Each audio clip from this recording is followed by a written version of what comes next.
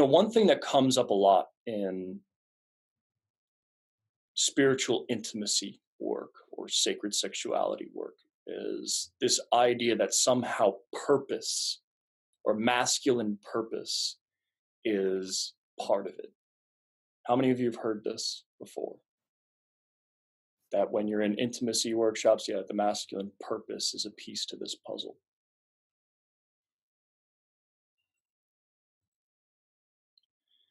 And what you'll learn through the work is that a man who feels purposeful, who embodies purposefulness, is essentially more attractive to the opposite sex than a man who does not. How many of you have heard that before? Yeah. So there's something about purposefulness that even other people can see in you. And women might not know this is what they're particularly noticing in you. But that's really it at its core. So somehow when men are successful in the most conventional sense, they have lots of money, they have fame, they have power, they have influence. Automatically, there's something in their physiology that might also suggest they have purpose. And typically, commonly they do. There's a reason. Some people get thrown into those positions who have no purpose and just kind of landed there. It happens. But a lot of people who have kind of cultivated something and established that have a purposefulness about them. Their purposefulness could be about making the world a better place and being a conscious human being, or their purpose could be very destructive, very selfish, very corrupt. But either way, that purposefulness is still just as attractive. So even if this guy is a tyrant, plenty of women will be attracted to that because there's something happening in his physiology and his consciousness that is different than other men. When you know what that thing is, you begin to understand the secrets of this yogic technology. And you begin to realize that you don't need to be rich. You don't need to be a powerful person in the world, in the political world or the social world. You don't need to be famous at all. At all. And there's two ways you can go about this. Some of you might have heard of the pickup artist community. They go about this using kind of tricks. They use NLP, they use social tricks, they use functions of entertainment that are able to cleverly get in there and subdue or entertain the feminine in such a way that they become responsive to what they're doing. That can be done. There's a whole artificial world of tricks and treats that you can learn and manipulate other people. It can be done, it's done in a number of different fields, and these individuals just happen to do it to attract and have sex with women. But what's amazing about this work is it's rooted in something much deeper. It's rooted in spirituality, the spirituality of man, around this idea of cultivating the authenticity that runs inside of us. And when a man understands those functions, those primal needs, those desires, and fundamentally transcends each one of them, which I'll describe what that means in a moment. But when he liberates himself and that his desires, his impulses become something he commands, he's in control over, he's fundamentally liberated from, he becomes very sexually attractive in that. But he also becomes the man that he also needs to become before he dies, or feels he needs to become before he dies. He's liberated in that, and women are also served by his presence, by such a man. So now I want to touch upon what that thing is. What in the body is that thing? How can you see this in one man, and the guy standing next to him, you don't even know who he is, but you could just tell he's directionless. He's deflated. His phallus of consciousness is impotent. He's shriveled. He's withdrawn. He cannot penetrate the world. And this is happening to more and more men because our culture is losing elements of the masculine that used to be kind of forced upon them. Wars would force men into these types of roles. Survival forces men into these roles. We're coming further and further away from those scenarios. There's more and more of the population that's not in the survival mode, and therefore this lackadaisical environment is causing impotence in a certain way. And men are like, what the fuck do I do? How do I cultivate this thing? And most of them choose to smoke pot and play video games. Because why not? There's nothing. I don't need to go fight for my food or fight for this or fight for that. I've got everything. So today there's more men feeling this kind of impotence. And I don't just mean physical impotence. I'm not just talking about your erection. Because a man like Stephen Hawking can have a body that is totally impotent in a certain way, but his consciousness was anything but. His purpose was anything but impotent.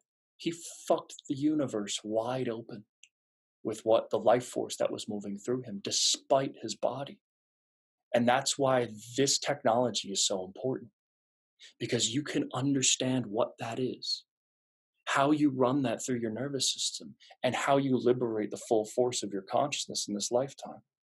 Not just to attract a woman, but to actually deepen your love relationship with her, to fuck her open to God, and to fuel your own purpose in life, to project that towards your purpose rather than flushing it down the drain or ejaculating it into a sock or numbing out your mind with substances. So we have options here. And the men who show up to this call, all of you men who are here tonight, I know you're much more in line with this alternative way of life, but it is an alternative, a big alternative. This is not common practice for anyone. So here's where the practice comes into place. There's a flow of energy in your body, and it starts at the base of your body. And from the base, inside your body, this energy ideally flows upwards to the crown of the head, up. And then as you inhale, you breathe that energy back down into the genitals of the base of the body. And it's this current of energy. And a lot of you guys have probably seen the chakra systems or the energy systems in the Taoist tradition. How many of you are familiar with the chakra systems or something similar, where you've seen energies inside the body? They're popular in Kundalini and Tantra and all of these different practices, Taoist practices. Yeah. There's a reason those exist. They're not arbitrary and they're just not imaginary. They really do have a function. And it's not that one map of them is more true than the other. You can pick a map. It's pretty much irrelevant as far as I'm concerned. They all have basis in truth. And they're all maps.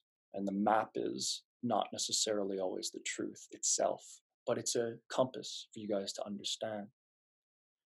So in these traditions, at the root of us is our most vital center. It's the survival mechanism in us.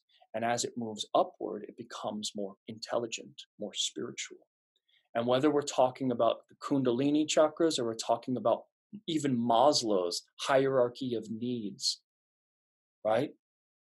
You can see even his hierarchy of needs is very similar to the chakra system in the human body. They came to the same conclusions. Western psychology and Eastern spirituality say the same thing about that evolution within us, within man. So what is that evolution? Here's how it is. At the very root of us is our survival mechanism. And every man here has an irritation in his body. Survival is an irritation. There's the irritation of hunger. There's the irritation of thirst. There's the irritation of weather. And there's the irritation of this force or need to reproduce. the irritation to ejaculate. How many of the men here know the irritations I'm talking about? How many of you have felt this in your body? Yeah, every man feels this. These irritations are real. There's something to this, though. Very intelligent wisdom, if we understand what this means. Inside of your physiology is this need to relieve this irritation, for release. Release. I want to relieve myself of the irritation of hunger. I want to relieve myself of the irritation of thirst. I want to relieve myself of this pressure inside me to reproduce. So I want to ejaculate. So your physiology is wanting to release itself, to expunge itself out into life, to spread your seed as far and wide as it goes, as much as you fucking can, right? That fundamental need, that irritation, is at the root of everything. Every motive behind the masculine psyche. The need to release. The need for freedom. Absolute freedom. And it starts with freedom from these irritations. That's where it starts. So in the lowest part of the body, these are it's called the vital body, or the lower centers of desire. Buddhism, and the oldest tradition of Buddhism, is focused essentially on overcoming desire. You feel these needs for hunger, these needs for thirst, these needs for ejaculating, celibacy. There's a whole practice of transcending these reactive elements such that we can begin to lift the energy inside the body and get past them. But the thing is, most people live down here in their physiology. Therefore, they're constantly seeking fulfillment in food. They desire fulfillment there, desire in sex, right? Even money is an expression of guaranteeing the next meal is going to be there indefinitely. Money is a form of that. Money is also an expression of shelter that protects us from the elements and the cold indefinitely. So we're looking to be indefinitely sustained forever in our vital centers. And in the most selfish and unevolved form of survival, it's only about us. And we don't care what we have to do to get it, we will do it. And it's a reality of our lives. Some people are in that position where they have to live from that place. The luxury of us living in this part of the world is that we don't have to, we're not subject to those same conditions the way others might be today, or the way people were thousands of years ago. Just in the 1800s, the average age wasn't over 40 in any country in the world. Think about that. 200 years ago. Nowhere in the world was the average age of life expectancy over 40 years old. That's crazy. Today, we live a very different lifestyle. But here's what happens as we evolve and we start to think about other things in our lives. These vital mechanisms in us don't change. They don't go away. They're still impacting our decision to try to sustain ourselves indefinitely, or to try and relieve ourselves absolutely, to be relieved of irritation, of responsibility, of all of this. As a human being grows and the energy moves higher into the heart, we begin to transcend selfishness. And now we feel, hey, I would like to provide for others. I would like to create security for others, protection for others. I need protection, but I will also protect and provide for you. And others get included. We want to earn money for others. We want to earn food for others. This is when a human being starts to rise in that internal energy in their body. And someone besides themselves is included. But they're still obsessed with money, sex, and food. They're still obsessed. It's the basis for everything. And you can see it because no matter how much money one acquires, the irritation doesn't go away. I work with men who are multimillionaires many times over. That irritation is no less in them than any other man I meet.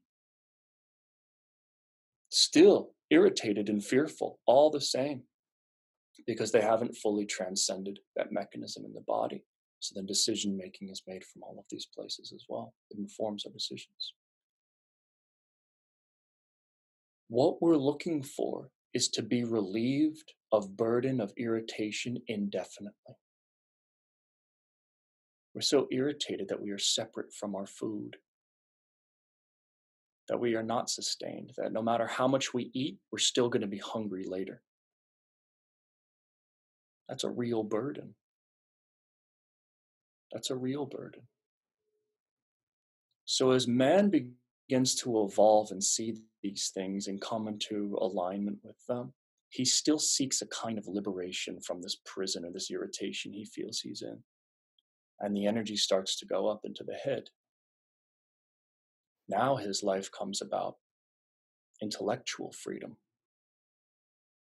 philosophy, understanding the laws of science.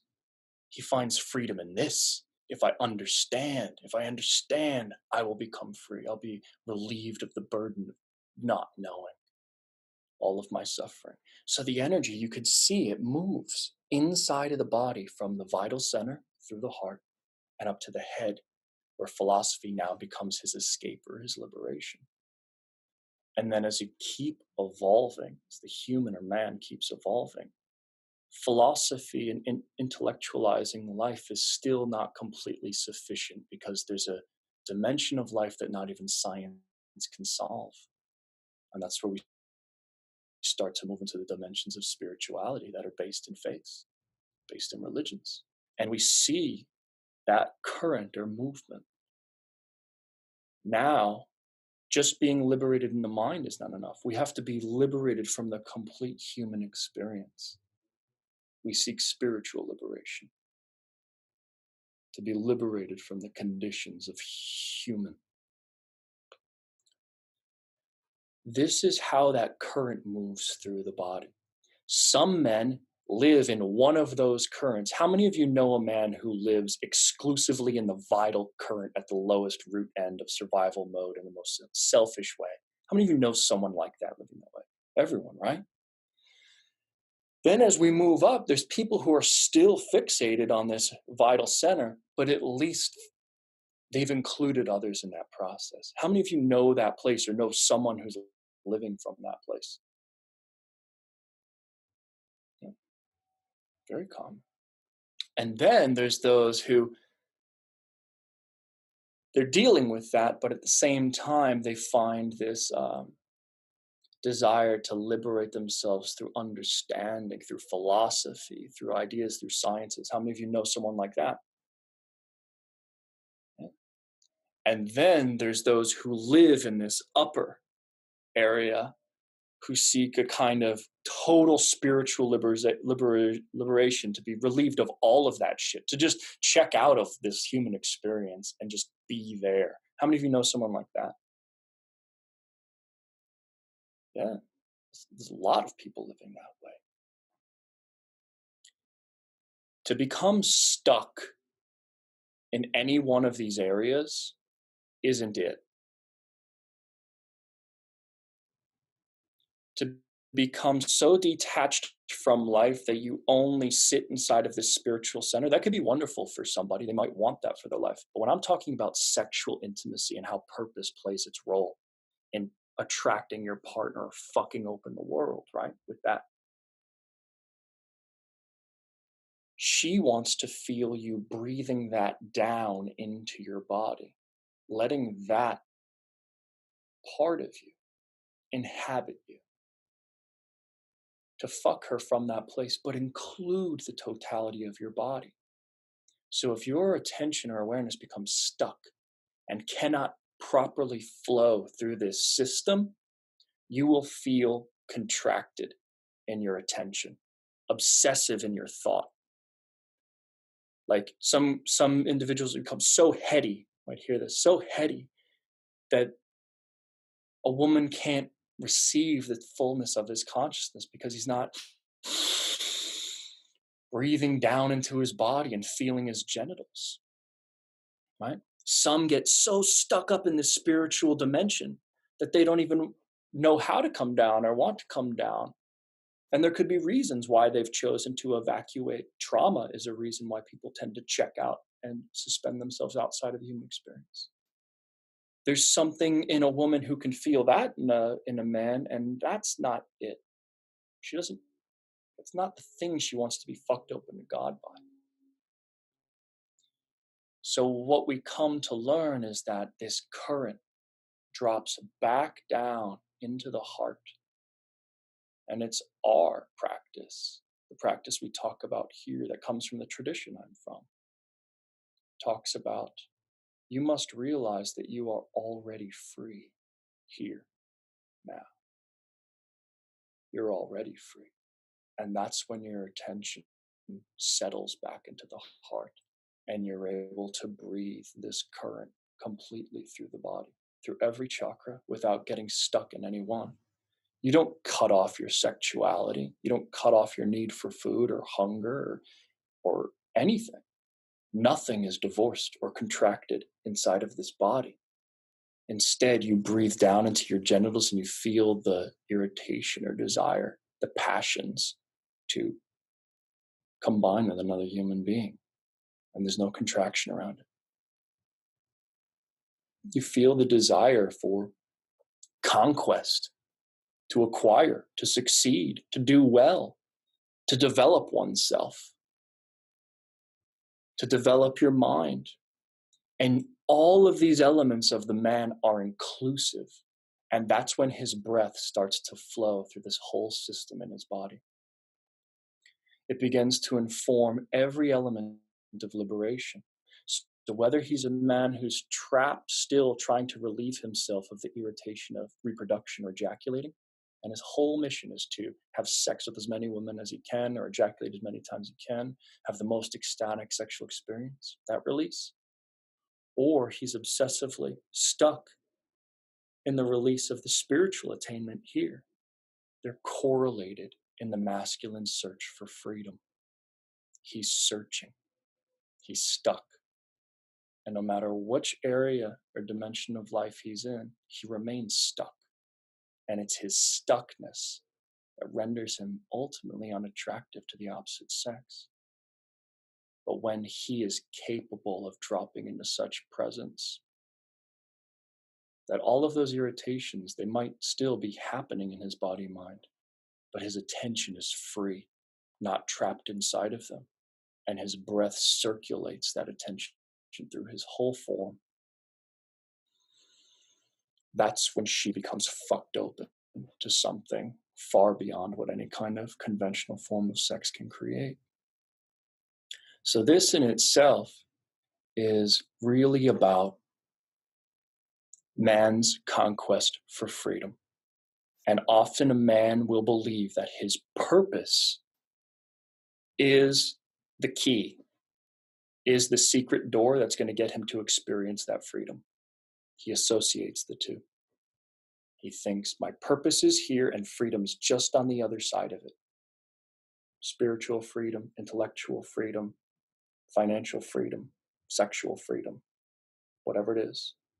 He places purpose here and believes freedom is on the other side of purpose. But what happens when he fulfills that purpose? When he gets that amount of money, or he gets that type of woman, or he has that type of experience? What happens? Does he experience absolute freedom on the other side of it? No.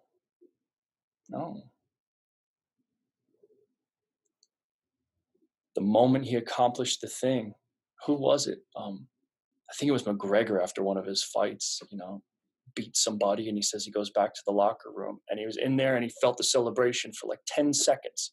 And then he's just thinking, okay, what's next? I think it was the fight after he won the 2 belts. I think he said something like this. The victory in that lasted minutes, and he was already on to the next conquest. What do I have to do next? Because it's The fulfillment is so impermanent, so impermanent. But his drive to keep going, a woman feels that. That's fire. That's brilliant. When a man suffers is when he believes that freedom actually is on the other side of that purpose wall. That's when a man suffers. When a man is liberated, he realizes that freedom is already here.